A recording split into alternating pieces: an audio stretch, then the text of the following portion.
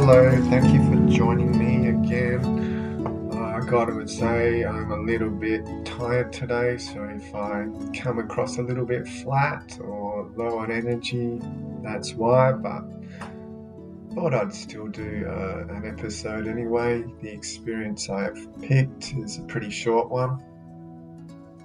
But before I start, I think I will share a little email I got here just from it's like a spiritual service type setup. The email it's got a little quote from this Greek philosopher who was born about 2,000 years ago. His name is Epictetus. I'm certain I am pronouncing that wrong, but the quote is, "It's not what happens to you, but how you react to it that matters." So wisdom that was applicable 2,000 years ago is still very valid today. So for me, what that says is life is going to be challenging, it's going to be awesome, it's going to be difficult at times, and if you're able to just accept it, not resist it, just go with the flow, it's going to be a little bit easier. And if you're able to walk into any situation with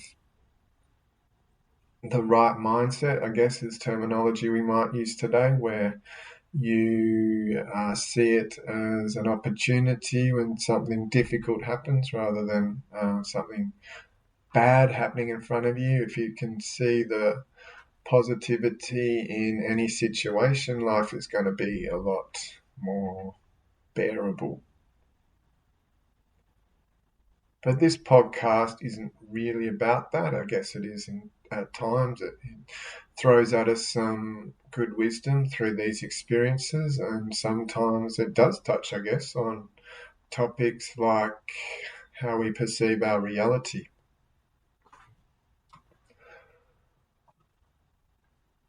This experience I've got today is from someone called Edward C. In life, I believed there was a God, but I never really paid attention to it or even cared about it. I was just a regular guy going through life, doing what's necessary to survive in this world, but in a good and legal way.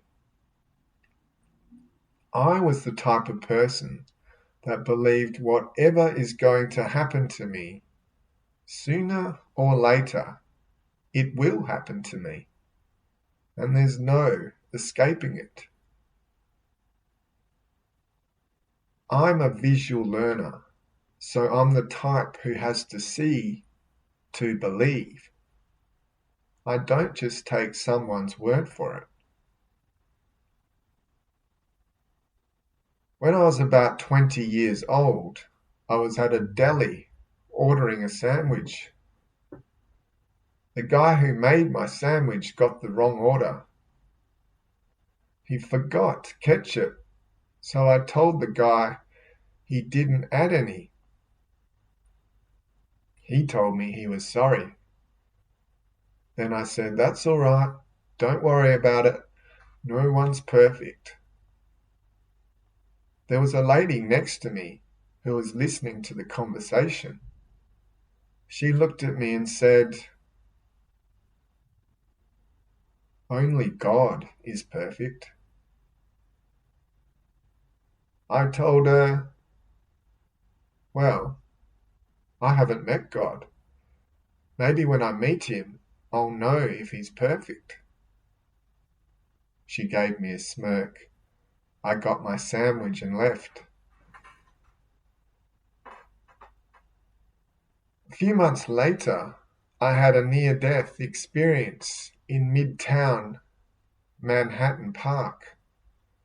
I was there with 3 other friends who knew I was going through a program while we were attending. I didn't know any of them personally. We were sitting down on the grass. My heart was hurting and it became difficult for me to breathe. I didn't want to make a scene, so I just laid back on the grass. I told myself that whatever was going to happen is going to happen. So I basically just went with the flow.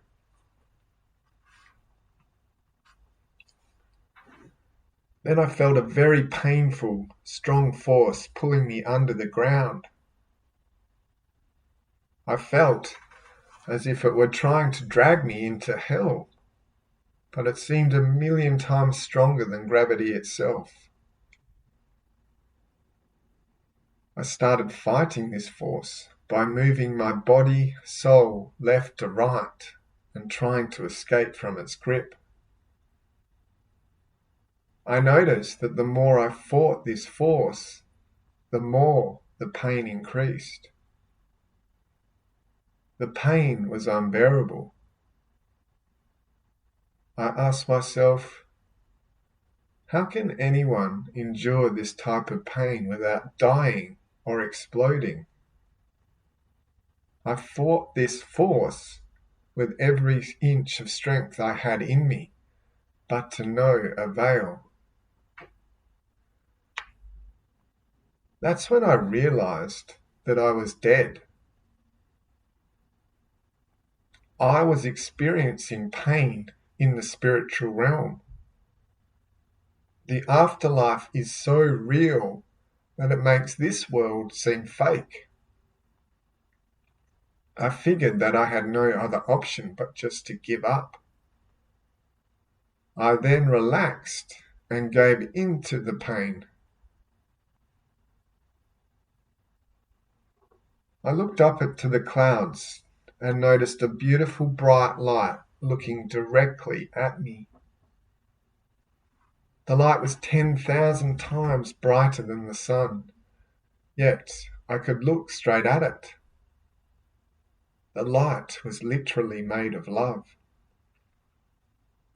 Everything I ever wanted was with the light, and the light was Jesus Christ himself. I just knew it was him.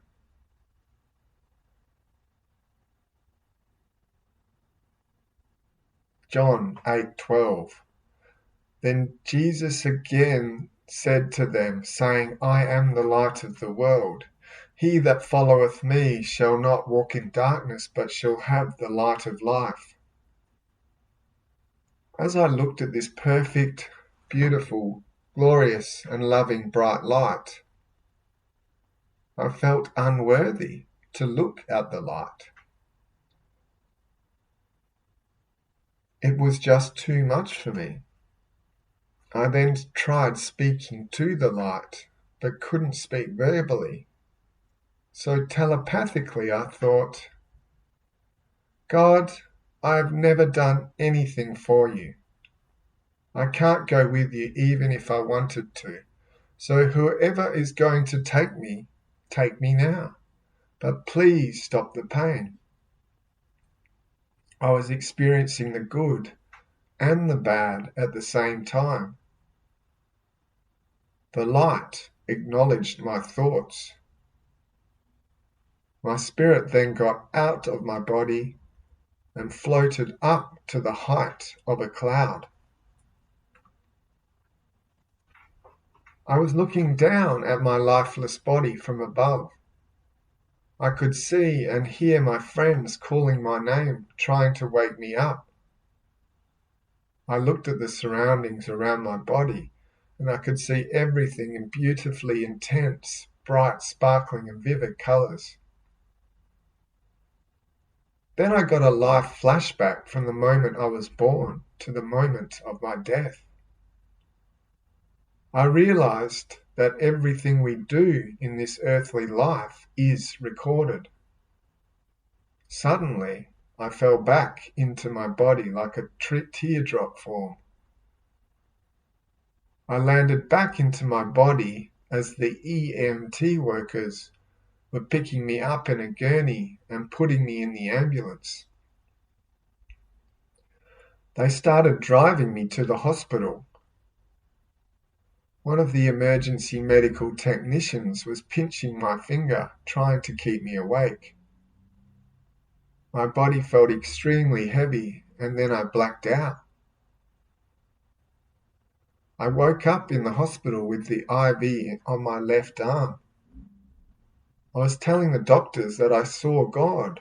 I saw God. No one believed me, and people thought I was crazy. I then grabbed my stuff and left for the hospital. I was a bit disappointed because this was without a doubt the best and worst thing that has ever happened to me in my entire life, and no one believed me. I got home and told my mother a few days later. A few weeks later, I was walking around Brooklyn. I felt like I had to do something, but didn't know what it was. I kept walking and then saw a church across the street. I went in this big church and saw an old lady sitting in the right midsection of the church with her head down and praying. In the front left corner was a guy minding his own business and cleaning the church. I then sat down on the last rows of the church waiting for them to leave. I don't think they ever noticed me in the church. So I stood up and walked all the way to the front of the church, in front of the big cross. I got on my knees and repented to Jesus Christ. I said, God, I'm sorry. Please forgive me for everything I've done.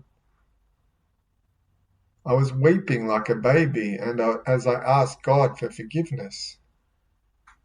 I felt a right hand literally touch me on the right shoulder blade, as if it were comforting me. I got goosebumps all over my body. I looked back to see who touched me, and no one was there. I got out of the church feeling like a whole new person that day. God never spoke to me when I had my NDE, but I believe the purpose of life is love because God is love. In a way, I guess I just needed confirmation that God exists. God gave that confirmation to me. This experience changed me completely. Here are a few things I learnt during my near-death experience. Number 1, Jesus Christ is God. The loving, beautiful, bright light that I saw during my near-death experience was Jesus Christ. Number 2, everything is recorded. Nothing is secret.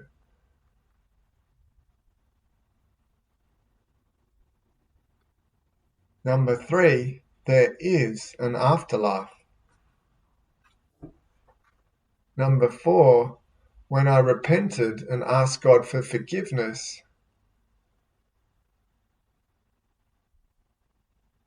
and then he quotes a couple of Bible verses here. He says, John 1:9, if we confess our sins, he is faithful and just to forgive us our sins and to cleanse us from all our unrighteousness. When I left the church, I felt different, like I was a new creation. Corinthians 5, therefore, if any man is in Christ, he is a new creature. Old things are passed away. Behold, all things have become new. Also, I forgot to mention that when my spirit left my body, it felt natural to me. I also had a download of information, so there was nothing for me to ask God because I was all-knowing. I realized that there is absolutely no time in the spiritual realm. I don't know how I knew, but I just knew time didn't exist. This experience changed me completely. I am more of a humble person and I try to live my life with love. God bless everyone and thank you.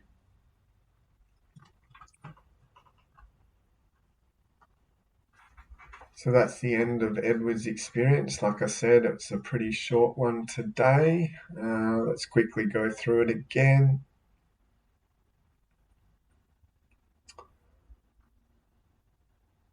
So this guy's just with a couple of friends in a park in New York, and he starts to feel like he's got a few heart issues. It's becoming difficult for him to breathe, and and I guess that's kind of where he blacks out.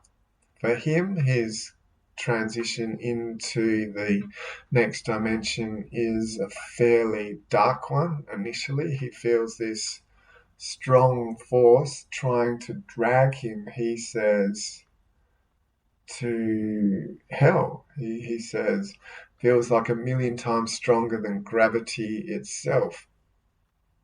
And then he says, I tried to keep fighting it from letting me drag me down there, but he noticed that the more he struggled with this force, the worse the pain got. So he decides to just let go and not fight so much anymore. And I guess um,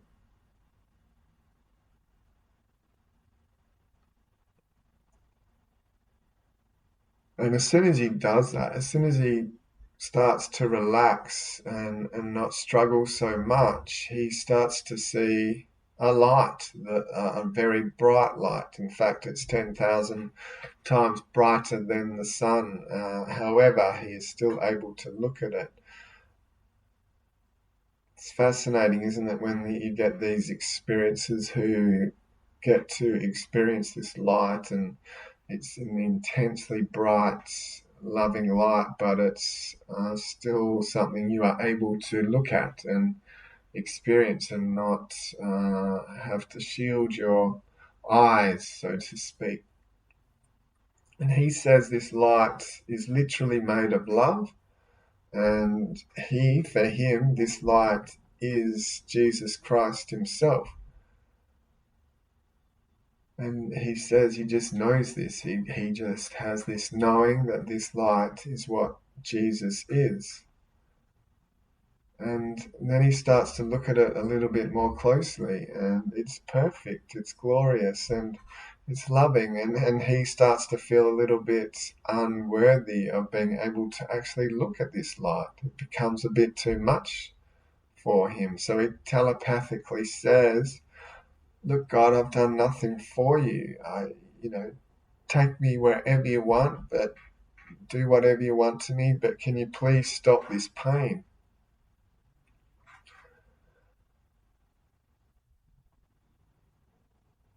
So it's hard to kind of tell what's happening here, if he has drifted out of his body or if he is still in his physical space and he's feeling the pain from this heart issue he's having, and his soul's kind of half out of his body, which is why he's feeling this struggle to be pulled down somewhere to a place he thinks might be hell, while at the same time he is experiencing this light as well. For me personally, I can kind of relate to what he's saying here, because although my situation's a little bit different because I'm not close to death. At least I don't think I am.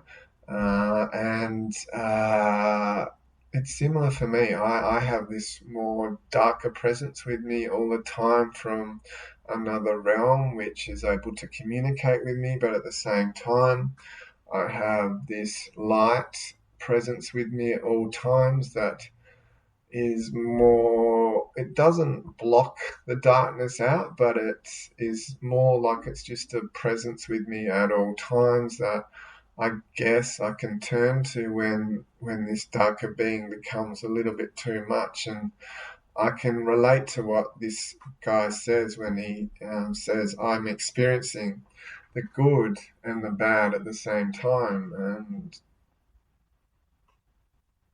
I can totally relate to that, even though I'm not on the brink of dying or dying itself. I have this kind of multi-dimensional experience going on around the clock for me, and it's normal for me now, so it's pretty easy to deal with. But when it first started, it was a little bit overwhelming, and I felt like I was losing my mind. But now I know pretty much what it is, or to the best of my abilities, because when this all started for me, I didn't even believe in anything spiritual or God or anything like that. So now I have an idea of what goes on in my world, and it's kind of like this. I've got one foot in the physical realm and one foot in the spiritual realm, and I get to experience both worlds at once, which is weird probably to some people who uh, number one, don't believe in this stuff, or two, you might believe in a little bit, but you wouldn't have any real comprehension of what it's like, and it's very difficult to explain. But for me, I see the positives in it, in that I now am able to have a bit of a relationship with God, and know what the light is. And although it's not as extreme as what you see in these near-death experiences where they feel this overwhelming love and perfection at all times, it's like I've got a little taste of it. And for me, having some connection or relation or knowledge or proof, whatever you want to call it, of God's existence on a daily basis is a pretty good gift to have, and I feel very blessed to have that.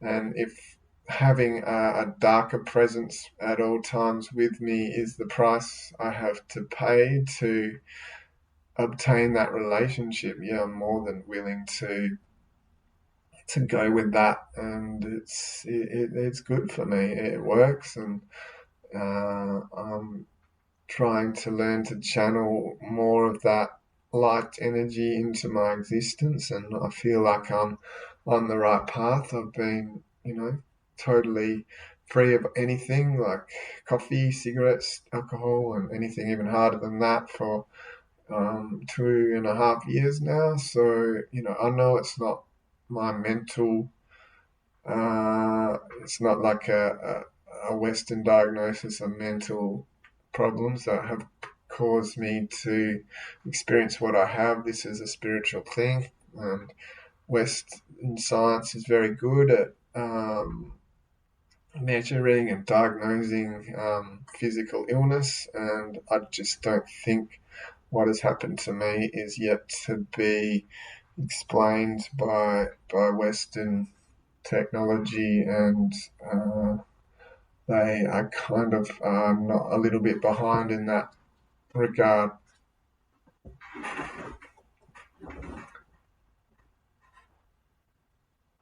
So now in this experience, he says he is in his spirit now. So after he experiences this little taste of what hell and heaven are like, he then says he starts to float out of his body. So I'm a little bit confused as to the chronological events of this experience, but let's just go with it and take him for his word. So he is now in his spirit, he's looking down at his lifeless body. He can see his family and his friends talking to him, trying to wake him up. And he has a life review. He gets to relive every moment of his life from the time he was born to the moment he dies. And of course, when he sees this, he realizes that every moment of earthly life is recorded.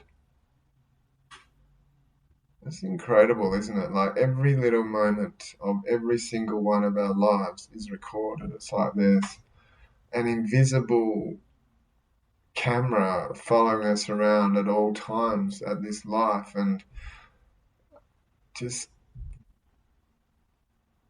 incredible. Like so many experiences have a near death experience, and I guess that's pretty much what it's like. There's like an invisible camera in this consciousness, in this space around you right now, recording exactly what you're doing, which is kind of freaky, isn't it? Like every single second of your life is not free from a camera. And I guess for people who lived a couple of hundred years ago before there was even cameras around who had near death experiences and got to see these things called their life review on something called a screen that was actually their life being recorded, would have been even stranger. But I guess now we're kind of used to cameras being almost recording our every move, every pretty much every second of the day. But they're obviously the physical ones, the ones on your phone, the ones at your work, the ones on your computer, the ones in the shops. There's cameras everywhere. But to think that there is a some kind of recording mechanism for every single moment of your life is amazing. Can you imagine how much data that would take in our human language to record 24/7 from multiple angles, and yeah, so it's a lot to comprehend. And for those who are new to this topic and a little bit, iffy on whether this stuff is true, there's lots of this topic that take a lot of faith to get your head around and to accept that what you are hearing is actually the truth. And I've never had a life review, so I don't know what it's actually like, but most experiences, and I've read and watched and listened to probably thousands now, most have some kind of a element of life review in them. And when you look at this topic of when people nearly die, that this is pretty much what they say, even for those people who haven't got much of an in-depth uh, insight into what near-death experiences are like. Most have heard of the tunnel, the light, and the life flashing before their eyes, and this is what that is meant by life flashing before their eyes, is a life review.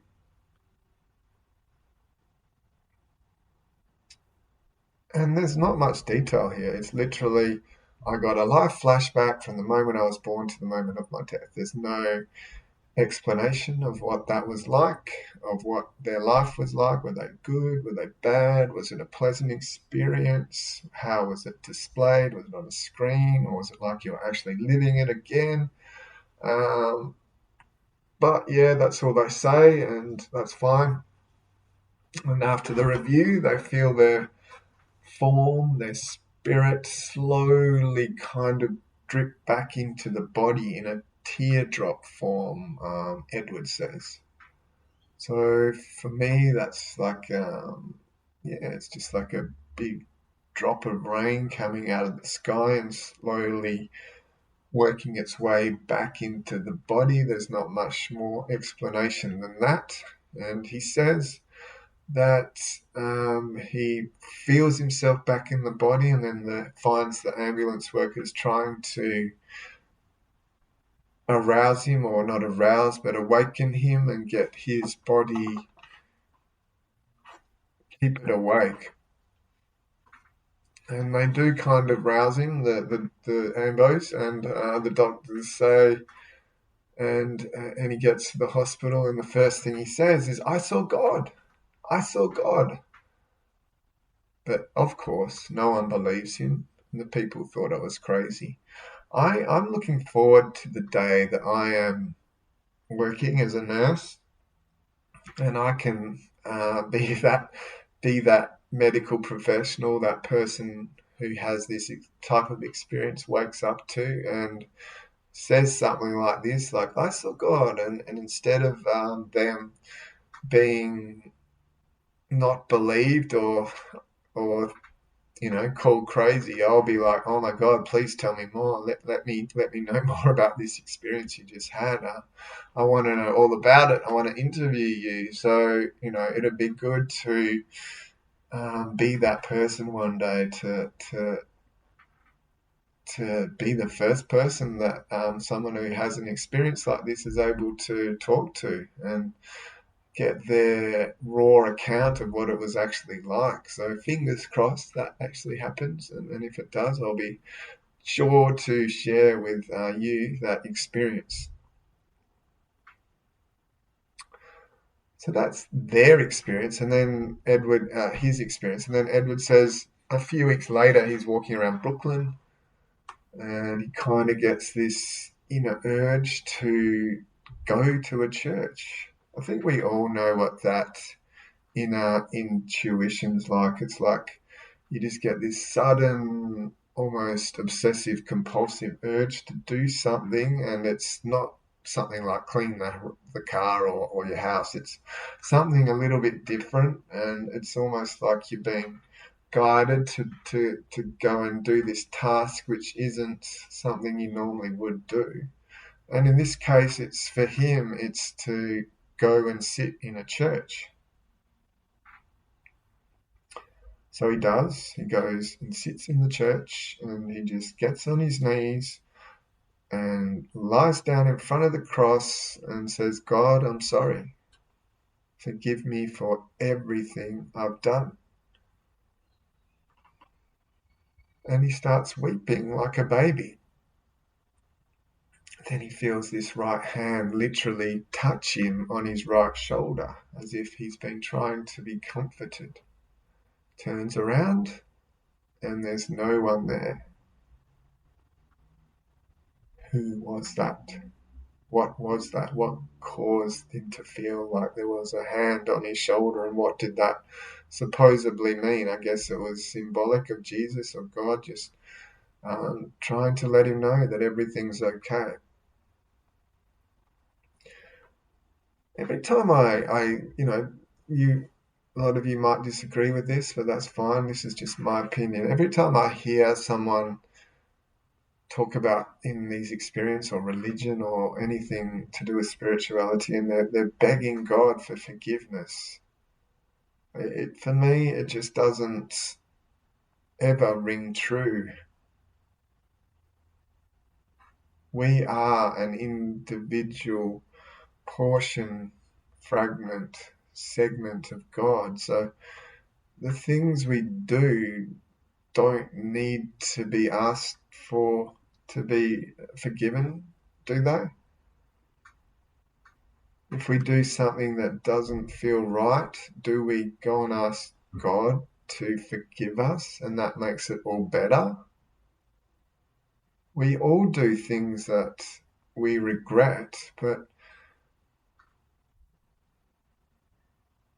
for me, it just doesn't make much sense to go and ask God for forgiveness. Like, God, I did something wrong, please forgive me.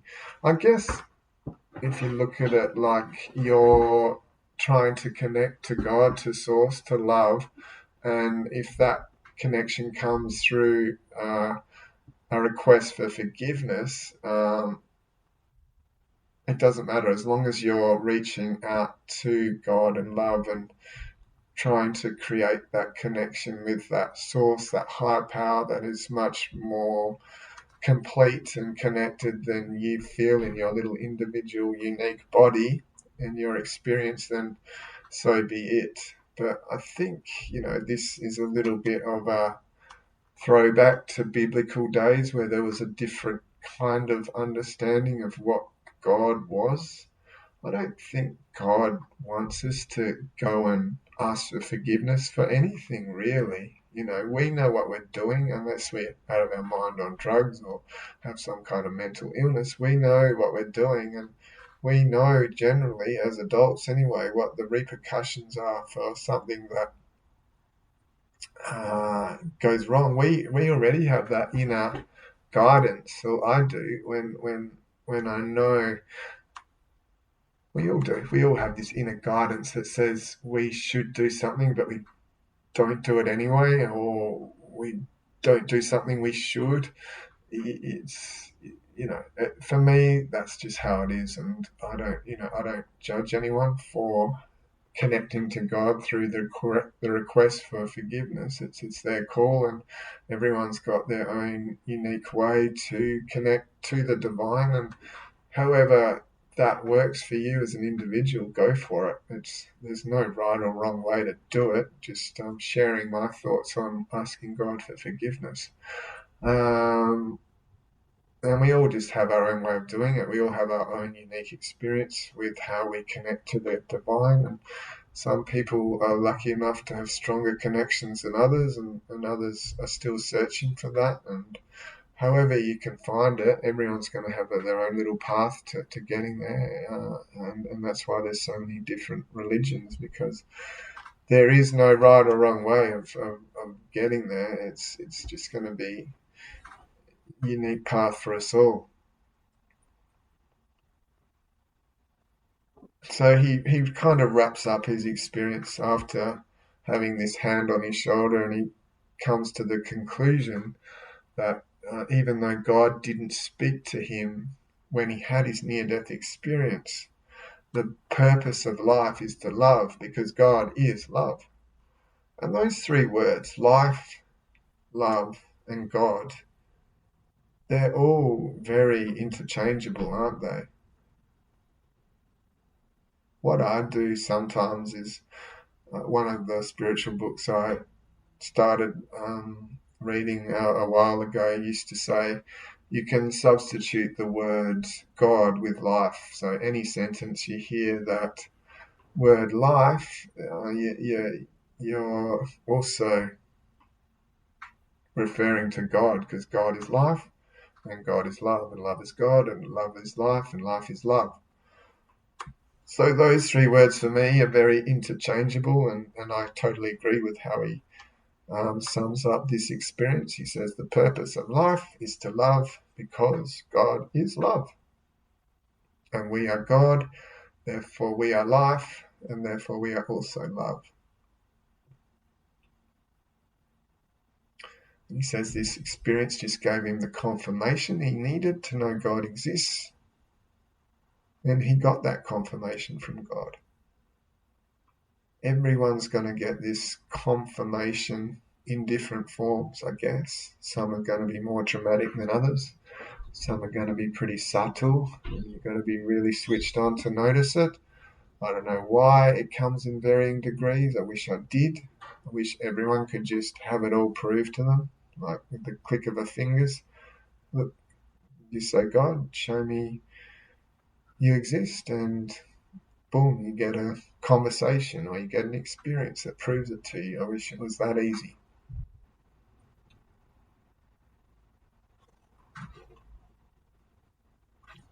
And then he has a few kind of dot points at the end. He says, Jesus is God.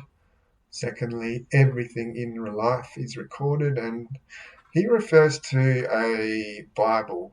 I don't know what the word is, phrase or saying. It's Luke 8:17. For nothing is secret that shall not be manifest, neither anything hid that shall not be known and come abroad. And for him, this Bible quote is kind of referring to what a life review is, and how everything is recorded, and how we get to experience it all again once we cross over to this other dimension. Thirdly, there is an afterlife, he says. And finally, his final point is that something, it's to do with forgiveness, and asking God for forgiveness. And when you do that, God is able to help you out. So, like I said, for me, that's never been something I've really felt compelled to do, but this is the Bible quote he uses, John 1:9. If we confess our sins, he is faithful and just to forgive us our sins and to cleanse us from all unrighteousness. Keep saying ness. It's just ness. So yeah, just a kind of tiny experience today, really, compared to some of the ones I read. I hope you enjoyed it. A lot of biblical references in there, which I sometimes get a little bit confused by and find the language they use for these quotes a little bit confusing, and I need a bit of help sometimes to interpret them myself. So yeah, I'll let you guys look them up or whatever if you want to get a bit more knowledge on what these phrases actually mean. Thank you for listening to me. Thank you for trying to find your spiritual path in a more modern and I guess 20th century way, 21st century way.